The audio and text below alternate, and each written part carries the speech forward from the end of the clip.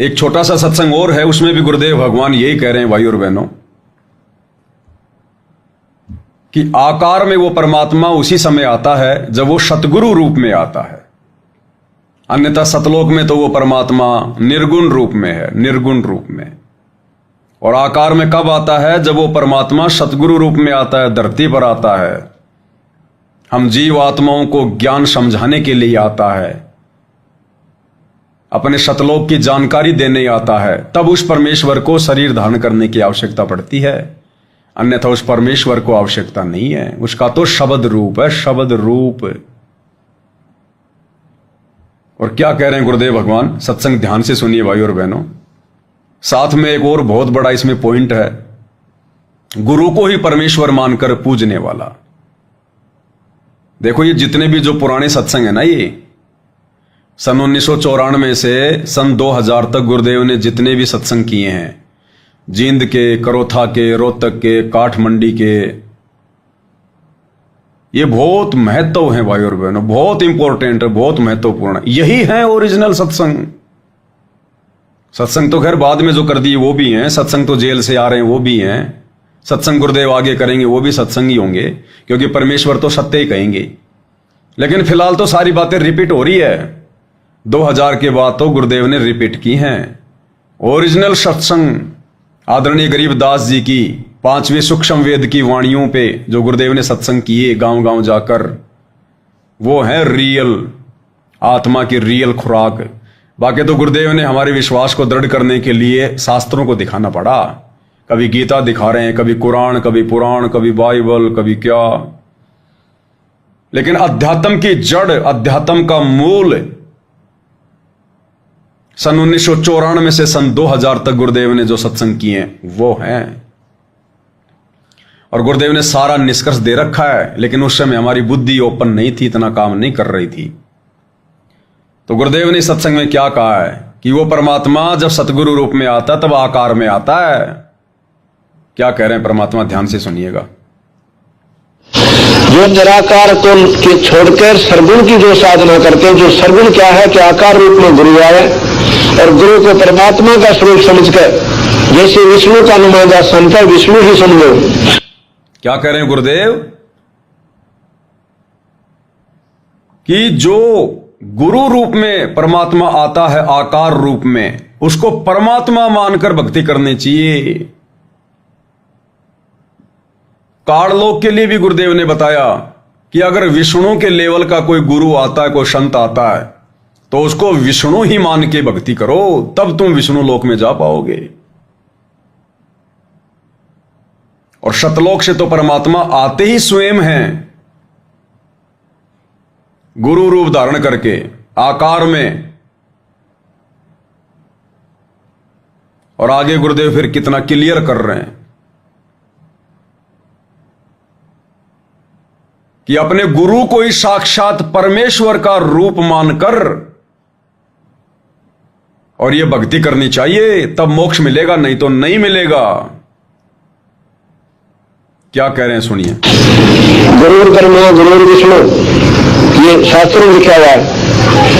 तो उस गुरु को ही परमात्मा का साक्षात रूप समझकर जो गुरु को ही परमात्मा का साक्षात रूप समझकर, अभी पुराना सत्संग है भाई और बहनों, अध्यात्म की जड़ है। जो भी कहना था गुरुदेव ने कह दिया शुरू में, उस समय की आत्माएं नहीं समझ पाई। गुरु को ही परमात्मा का साक्षात रूप मानकर तब हमारी भक्ति सफल होगी। दोबारा सुन लो, ये शास्त्र में लिखा हुआ है। तो उस गुरु को ही परमात्मा का साक्षात रूप समझकर जो भजन भक्ति करता है उसका मुक्ति होगी। गुरु को ही साक्षात परमात्मा का रूप मानकर जो भगत जन भक्ति करते हैं उन्हीं की मुक्ति होगी। अब हाथ कंगन को आरसी क्या, पढ़े लिखे को फारसी क्या, और क्या सुनना चाहोगे भाई और बहनों। गुरु को ही परमात्मा का साक्षात रूप मानकर कि ये मेरा गुरु कोई मानुष नहीं है, कोई जीव नहीं है, कोई मां के गर्भ से जेर में लिपट के नहीं आया, जन्म लेके नहीं आया, साक्षात कबीर भगवान है जब ये मानकर भक्ति करेंगे तो गुरुदेव कहते हैं वही आत्माएं मोक्ष प्राप्त करेंगी। और इसीलिए तो दास भाई और बहनों बार बार कहता कि गुरु को परमात्मा मानकर भक्ति करने की प्रोसीजर पूरी संगत में कहां है? साध संगति में। तो दास फिर क्या गलत कहता है कि साध संगति सतलोक के लिए ट्रेनिंग सेंटर है, कि साध संगति से जुड़े बिना, अब साध संगति से जुड़ेगा तो वही क्रिया करेगा जो साध संगति में हो रही है और तभी वो मोक्ष प्राप्त करेगा। और साध संगति की सबसे पहले क्रिया है अपने गुरु को ही परमात्मा मानकर भक्ति करना। तो बताओ ये ट्रेनिंग सेंटर नहीं है क्या? तो दास जो कहता फिर वो गलत कहता है क्या कि साध संगति से जुड़े बिना लाख वर्ष भी मोक्ष नहीं हो सकता। मोक्ष होगा कलयुग की बिजली पीढ़ी में, इसी समय में। और इस समय गुरुदेव साध संगतियां शुरू करवाते हैं और उस साध संगति से जुड़े बिना हम गुरु को परमात्मा नहीं मान सकते और गुरु को परमात्मा मानकर पूजा किए बिना हम मोक्ष प्राप्त नहीं कर सकते। तो अंतिम ऑप्शन साध संगति ही है सतलोक के लिए। एक बार फिर से सुन लो क्या करें भगवान। जरूर विष्णु ये शास्त्र में लिखा हुआ है, तो उस गुरु को ही परमात्मा का साक्षात रूप समझकर जो भजन भक्ति करता है उसका मुक्ति होगी। और गुरु ने छोड़कर जो निर्गुण की साधना वाली 984 में जाएगा वो मुक्त नहीं हो सकता। ये गीता जी के बारे में जाएगा दूसरा श्लोक 7 प्रमाण देता है। कितना क्लियर कर दिया गुरुदेव भगवान ने, कितना क्लियर कर दिया। इसलिए साध संगति में जो भी भक्ति क्रिया होती है, चाहे कबीर जी की दाढ़ी मूंछ वाली नकली फोटो को फाड़ना, अब उसको फाड़े बिना हम गुरु को साक्षात परमात्मा का रूप नहीं मान सकते। इसलिए परमात्मा ने वो फोटो फड़वाई आप और हम भगत भाई बहनों से, और जिन जिन भगत भाई बहनों ने वो फोटो फाड़ी है, और अगर आजीवन इसी प्रकार से गुरुदेव के ज्ञान को आधार बनाकर साध संगति से जुड़े रहेंगे, परमात्मा से जुड़े रहेंगे, तो मोक्ष निश्चित है। गुरुदेव ने मोहर लगा दी। बहुत सारे भाई बहन डर गए थे उस फोटो को फाड़ने से, पता नहीं कोई मुकदमा हो जाए, क्या पता कबीर भगवान नाराज हो जाए। और धीरे धीरे वो भाई बहन साध संगति से आउट ही हो गए, क्योंकि वो बहुत भयंकर परीक्षा थी भाई और बहनों, बहुत भयंकर परीक्षा। अरे जिस नकली बनावटी फोटो को, दाढ़ी मूंछ वाली को सन 1994 से गुरुदेव ने इस भक्ति मार्ग की शुरुआत पर भगवान बताकर आप और हमसे वो फोटो इन्होंने वो पुजवाई, दरबार में रखवाई। नाम दीक्षा के समय गुरुदेव वो फोटो दिया करते थे, सत्संगों में बार बार उसी फोटो को दिखाते थे, ये कबीर भगवान, कबीर भगवान। और उस फोटो को फिर गुरुदेव आप और हमारे अंदर प्रेरणा करके फड़वा रहे हैं। ये सामान्य बात नहीं है भाई और बहनों, किसी जीव की औकात नहीं है, किसी जीव का इतना ज्ञान आधार नहीं हो सकता कि वो ऐसे ऐसे फोटो फाड़ दे। ये गुरुदेव भगवान ने फड़वाई, और फड़वाने से पहले परमात्मा ने साध संगति से जोड़कर आप और हमें ज्ञान की खीर खिलाई।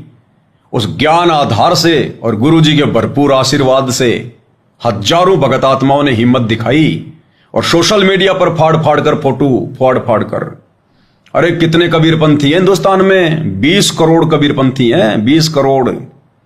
तेरे राम और श्री कृष्ण की उपासना से ज्यादा उपासना करने वाले हिंदुस्तान में कौन है? कबीरपंथी। कितने डेरे हैं, 12 पंथों धर्मदास जी वाले ही हैं, और दुनिया भर के लोग, राधा स्वामी वाले, जय गुरुदेव वाले, निरंकारी वाले, ये सब ये कबीर जी को ही मानते हैं। हर पंथ में कबीर जी की वाणियां, कबीर जी को वो लोग परम संत मानते हैं। लेकिन फोटो सतगुरु रामपाल जी भगवान ने फड़वाई, इसलिए कोई सामने नहीं आया। एक आधा आया तो परमात्मा ने उसको भी लास्ट में बैठा दिया कि बैठ जा, मेरे भगत कोई मान बढ़ाई के लिए थोड़ी फाड़ रहे हैं, किसी को दिखाने के लिए थोड़ी फाड़ रहे हैं, किसी को नीचा दिखाने के लिए थोड़ी फाड़ रहे हैं, मैं फड़वा रहा हूं तो फिर कौन क्या कर देगा। और इतना जोर लगाया लोगों ने, लेकिन कोई कुछ नहीं कर पाया। क्यों? क्योंकि गुरु को साक्षात परमात्मा का रूप मानकर भक्ति किए बिना हम लाख जन्म भी मुक्ति प्राप्त नहीं कर सकते। ये रूल है, नियम है। इसलिए परमेश्वर ने सात संगतियां शुरू करवाई। अगर गुरुदेव सात संगतियां शुरू नहीं करवाते 2014 बरवाला कांड के बाद, तो आप और हम जितने भगत भाई बहन हैं, हम भी इन शतलोक आश्रमों में धक्के खा रहे होते। उसी कागज के टुकड़े को कबीर भगवान मानकर उसका कबीर प्रकट दिवस मना रहे होते। आप और हमारी भी वो स्थिति होती, सड़ी गली, 12वें पंथ की भक्ति कर रहे होते हैं हम।